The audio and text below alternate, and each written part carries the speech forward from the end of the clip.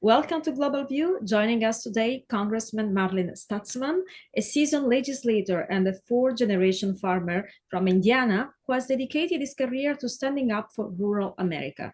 He served in both the Indiana House and Senate before being elected to Congress, where he became known for his work on agriculture, fiscal responsibility, and protecting conservative values. As someone who understands firsthand the challenges facing Americans' farmers, Congressman Stutzman has constantly fought for policies that support producers, strengthen food security, and ensure a fair global playing field. This week is introducing a new beef bill that directly addresses trade imbalances between the United States and Australia, a major move for American ranchers and the agricultural community. We're honored to welcome him to the show. Congressman Stutzman, thanks for joining us. Thank you. It's great to be with you. Thanks for having me on.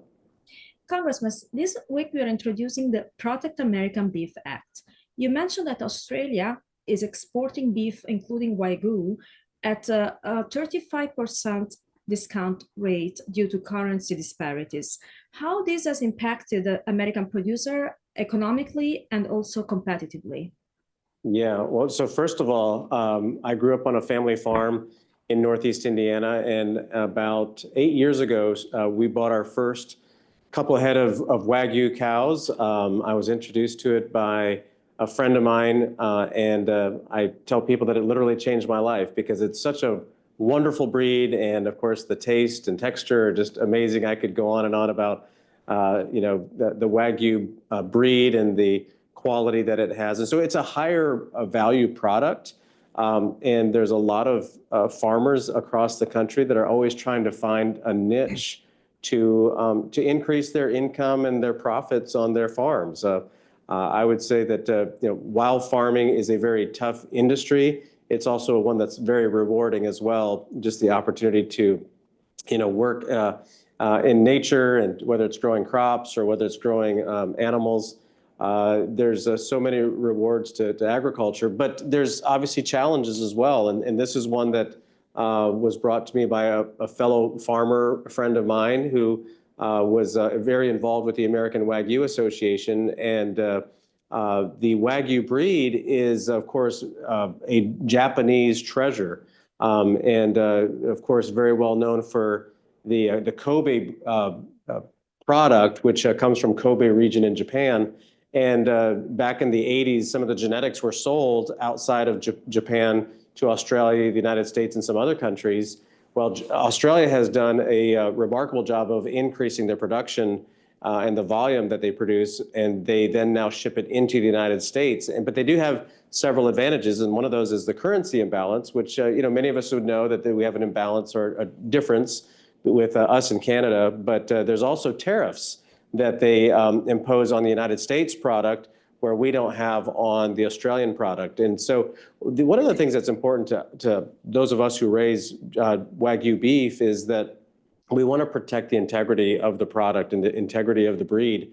And there's a lot of folks that are watering down the breed, crossing them, there's crossbreeds, and they're selling it with the Wagyu brand and the Wagyu label, which most people would realize as being a higher value product.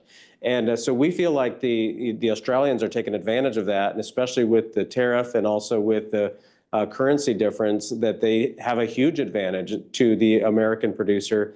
And so that's why, with what President Trump has done and imposing tariffs with other countries where there's a difference on a variety of products, we feel like this is an important piece to protect the American producer and to level the playing field. And that's why I introduced the bill, and also believe that it's one that fits in line with President Trump's agenda to make sure that those who we trade with, that it's fair trade as well as free trade.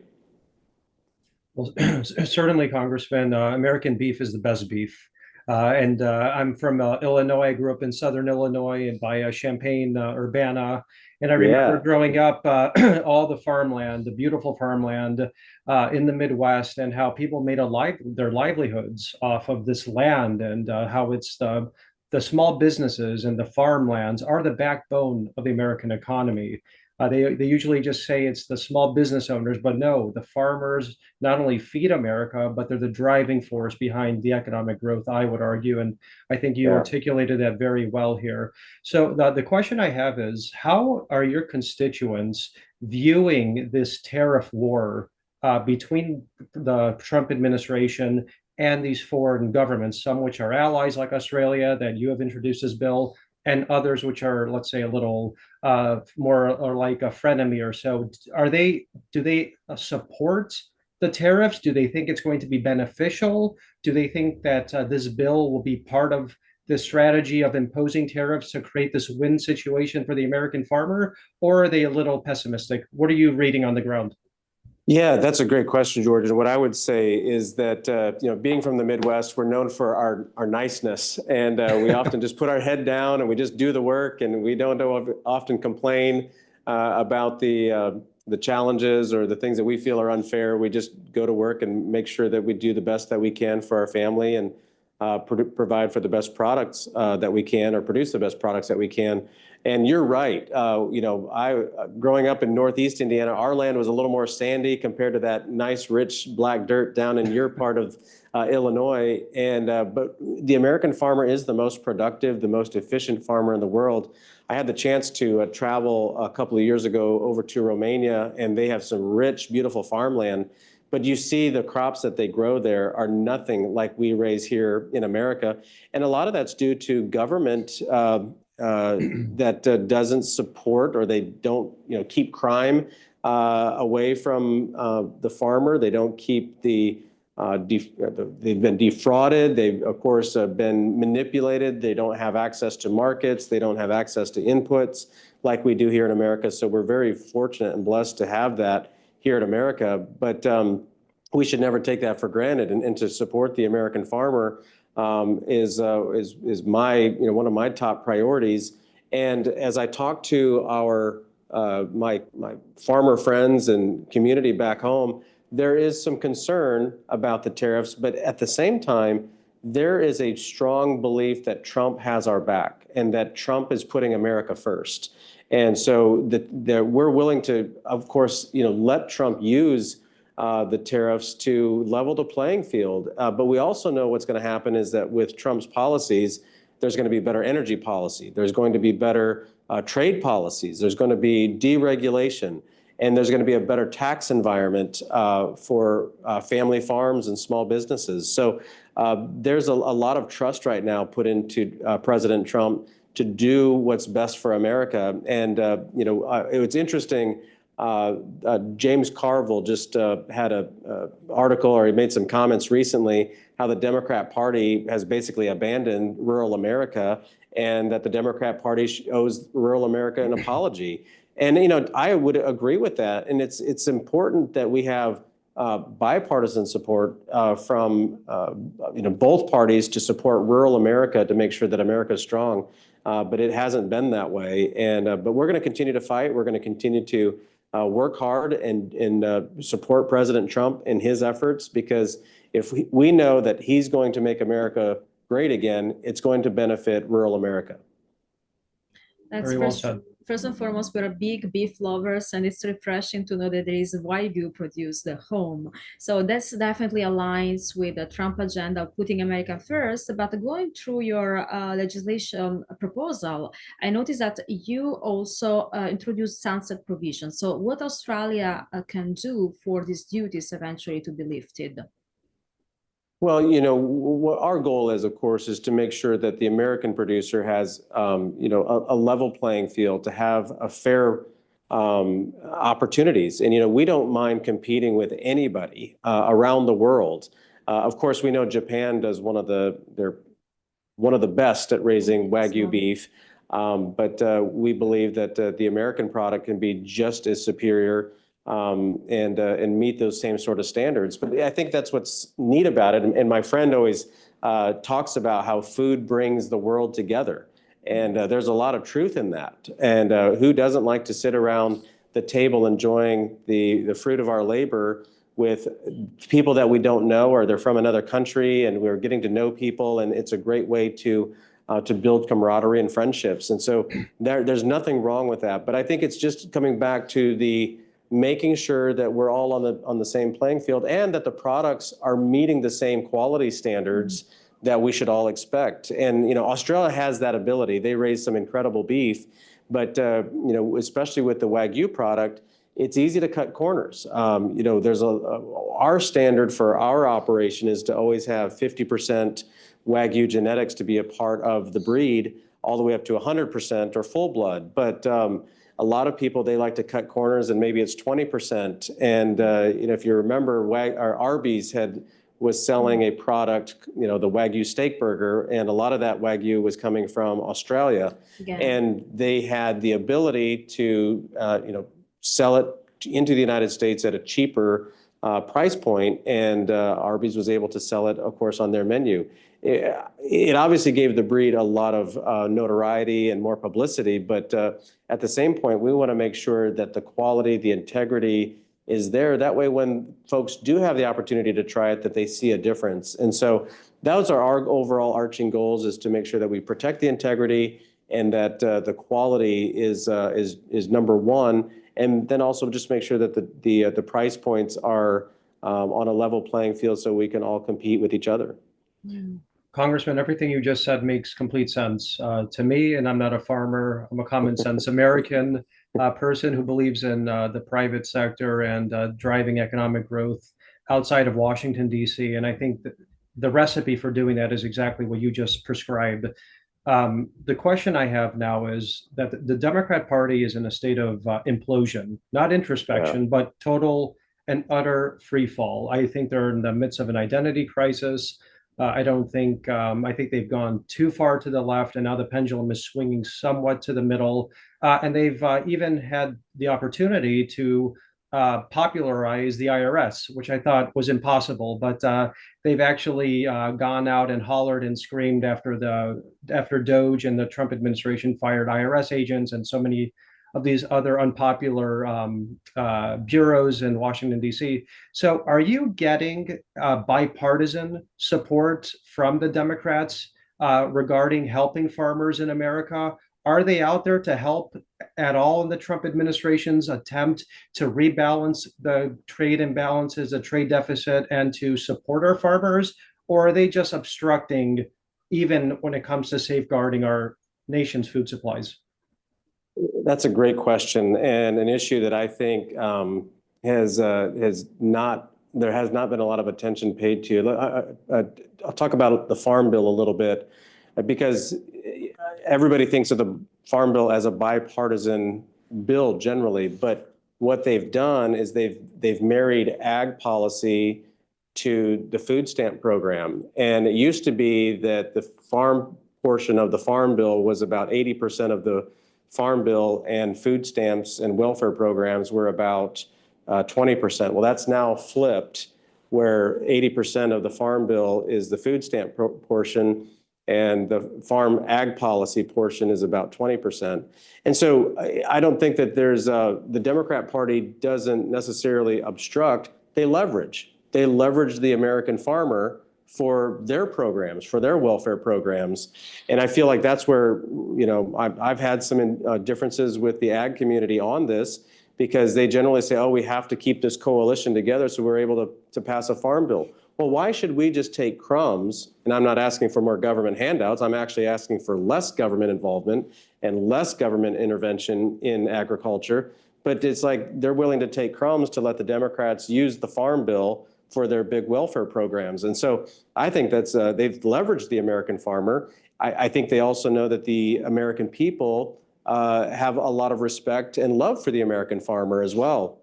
And so to me, I think that we have to take a step back in the ag community and say, look, we actually want less government involved in agriculture. We want government to actually be an advocate for agriculture, focusing on trade. One of the things I'm really excited about is this MAHA movement. And this is where Wagyu products, again, can fit into the MAHA movement, and because it's one of the healthiest beefs you can eat. And so that's where I think the American farmer, and it's my message to my colleagues in the ag community, that we need to step up and say, look, we're going to help make America healthy again, because our health really does start with the food that we eat.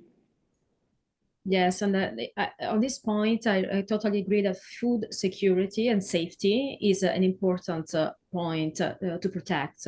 And mentioning Make America Health Again, how do you look at overall food industry in the United States and use of hormones and all chemical addition, also in meat, in beef? Yeah, I grew up walking seed corn fields in northern Indiana and southern Michigan, and the seed corn industry is one I'm very familiar with, and it's a great industry, and it has produced a lot. And I think a lot of the effort over the last several decades was to produce quantity, to make sure that we can feed people. But during that whole process, there has also been points where we don't have the best genetics, or we don't have the best ingredients in our food chain. And I think that's something that we need to take a serious look at now is, okay, we've accomplished quantity, now let's accomplish quality and making sure that the food is healthy. And I think that can happen simultaneously. And again, like I said, that's been my message to the ag community. Let's not let the government, come and tell us how to do it. Let's come to the table and have solutions. And what's a better product to put into the food supply to be a healthier product? I mean, I remember growing up, going to Grandma's house. We always would eat fresh green beans and carrots from her garden, and we ate healthier. And I think that's something that needs to happen again. Too much consolidation has happened in the food supply, especially just, for example, in the beef industry, where about 4 companies control most of the processing in the beef industry. My family also raises chicken, and we raise a high quality product through a company called Miller Poultry, and Whole Foods is one of our bigger customers. And it's just taking better care of the animals and making sure that what the animals are eating is what ends up being the product that we put on our plate at some point. And so I think it's very exciting. Absolutely. And of course, we all, it's one of our greatest needs is a good quality meal. Absolutely. And I think that the ag community is in a great position to help RFK, President Trump, in the MAHA movement to be sure that the foods that we provide for the American people in the world are the healthiest possible. Thank you. Following up on that statement regarding MAHA, what is the community's response to this drive to make food healthier and to go, I guess, less antibiotics and less GMO? Are they inclined to accept this, I guess, almost a government intervention by the MAHA movement, by Secretary Kennedy and by Secretary Rollins? Or do they think that this is a positive element? Because for me, at least, eating healthy is very important to me and to our family, but also it's much more expensive, I would argue. So I don't know how they're viewing those prices. Is that impacting how they're perceiving this drive towards more clean and healthy eating? What are your constituents thinking of this? Yeah, that's a good point. And, it's kind of a mixed bag, I would say, within the producer community, with the farming community. There's some that say, well, we've always done it like this. Why do we need to change? But where I do actually see people that are willing to change is in the younger population. And it's a small community. Only 2 to 3% of Americans are actually involved in agriculture in one way or the other. So, but the younger community, I think, is taking those challenges and see them as opportunities. And how can we produce food that's healthier for all of us? And I know that's the way my family is. I've got 2 brothers and a sister, all involved in one way or the other. And we want to make sure that what we eat and what we feed our children is healthy. And so I think that rural America has a great opportunity here to be a part of the solution. And also realize that, we have been in this mass production phase for several decades now, which is good.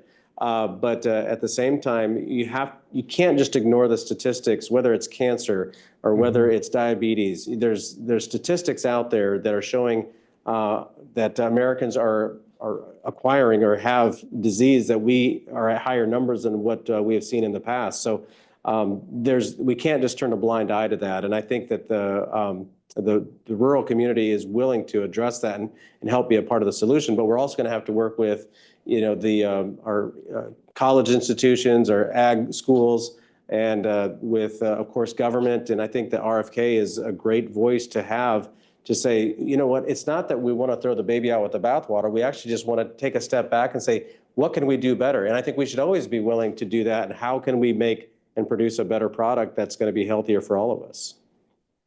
Excellent point, Congressman. I wanted to shift the conversation to another topic that's very hot today. That's this so-called signal issue that seems to be propagated by the mainstream media everywhere and anywhere they could possibly try to throw some sort of dirt against the Trump administration. You're in Washington, D.C. Obviously, there have been hearings the last couple of days regarding this issue. What are your thoughts on this? Is this a serious issue, or is this just being overblown? Well, I think it's serious, but I do think it's being overblown by the mainstream media and the Democrats because they haven't had anything other than Jasmine Crockett basically taking over the Democrat Party. And so, this is an attempt to, take out, to undermine President Trump and the administration. It's obviously serious. How did this happen? And I think that they're going to take it more seriously than what anybody else is going to. So it's not like they don't take it seriously. Michael Waltz has taken responsibility, and he's even said himself that, he's taken the blame. Not sure exactly how it happened, but he's going to, make sure it doesn't happen again. And that's what a leader does. If a mistake happens, they take accountability, they take the responsibility. They don't try to deflect. They're not trying to say it's somebody else's fault, but they actually are taking responsibility. So to me, that's a good sign.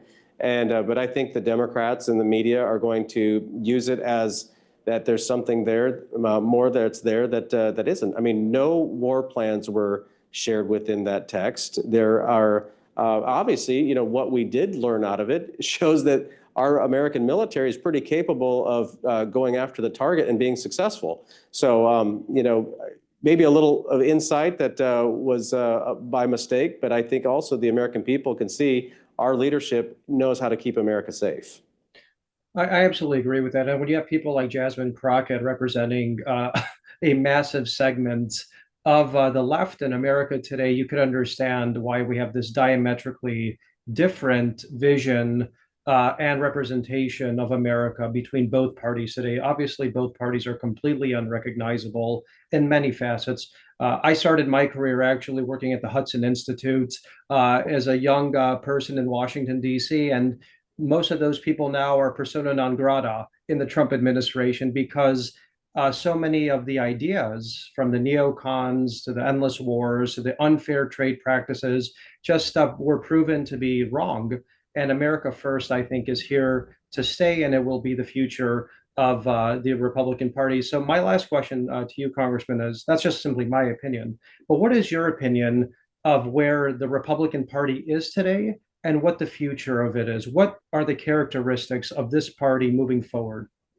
Yeah, I couldn't agree with you more. And, of course, growing up in the 70s and 80s, my first memories of politics were Ronald Reagan, and to see how Ronald Reagan handled himself and handled the world and policy and politics was always the standard for us. And I think many of us didn't expect President Trump to come in and to be so strong, and he was really the person that came in and did what we've been talking about for years on different policy. And there was always kind of this, there was lip service to America First, but the policies didn't line up with that. And I think that's what President Trump has done. And he's shown many of us why America wasn't first. There's a lot of talk about free trade agreements. Well, look what that did to middle America and how our manufacturing went overseas. The talk of tariffs for manufacturing is actually good for the manufacturing industries in my area, especially the steel industry. Protecting our jobs here, there's nothing, I don't believe there's anything wrong with that. Let's make sure that America is strong. we are a generous people, and the stronger we are, the more willing we are to help others. And I think that's even the message that we've heard from other nations, is that we need a strong America to be sure that the bad guys don't take over. China is, of course, moving all over the globe and are buying up mineral rights, and they're looking out for themselves. Russia, while they are still one of the top world powers, they've got their issues. But America, we're in a spot where we can continue to be the leader of the free world, but also we need to look out for our people and make sure that America's strong. And we just know that the American people are always going to be willing to help others in need of help, but don't take advantage of us anymore.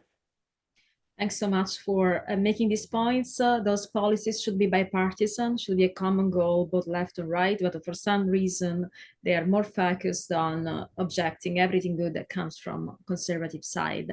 Where people can follow your work and your legislative proposals? Yeah, well, I'll just make the comment that Trump derangement syndrome is alive and well in Washington. Oh, yes. But yeah, but no, I'd love to have people follow us. We're on X under Rep. Marlin Stutzman. Facebook, we're on the social media channels, Truth Social. And we, of course, always love people to follow and respond, and always appreciate people's comments. Thank you very much, Congressman. It was an honor to have you on today. Thank you. Thanks for having me. Thank you very much, Congressman. I think our viewers are really going to enjoy somebody who represents not only the will of the people, but also the backbone of our economy, the farmers, and the type of policies that really will make America great again. So thank you so much for joining this show, and we hope to have you back again. You're welcome. Thank you.